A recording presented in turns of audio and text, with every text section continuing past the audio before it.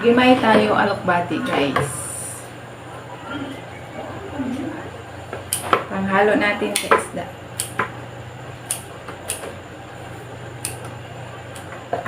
Sarap nito, fresh, sa ating garden.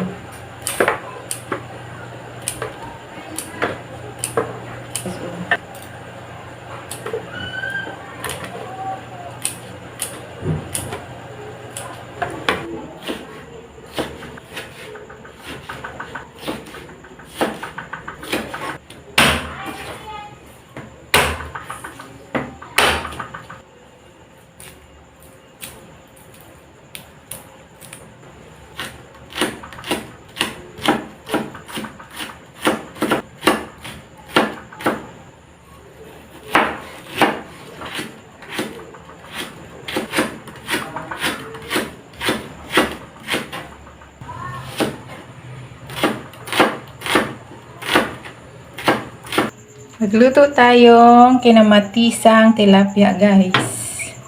Meron tayong kamatis, bawang, luya, sibuyas. Ang pampaasim natin ay kalamansi. Meron din tayong okra at ang ating fresh alokbati, sili. Yan, ready na siya, guys. Magsimula na tayo. Maggisa na tayo, guys. Bawang.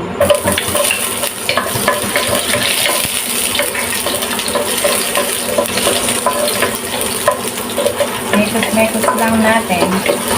Next, ang ating sibuyas. Kamatis.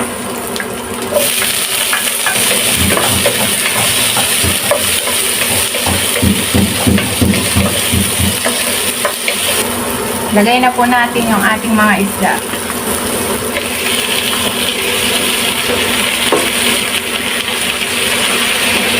Maglagay na din ako, guys, ng black pepper. Asin, guys. Takpan lang natin. Water. Level lang natin yung tubig sa ating isda. Masarap naman to, guys, yung maraming sabaw. Yan, okay na yan. Takpan lang ulit natin para kumulo. Ilagay na natin yung okra saka sili, guys. Nag-add din tayo ng konting patis. Nasa inyo kung anong pampalasang ilalagay nyo. Yan, kumukulo na. Lagay na natin yung ating alokbati para hindi madurog yung ating isda. Ito, maraming gulay. Gulay is life. Pag may gulay, masaya, di ba, guys? Takpan lang natin para maluto ang ating gulay.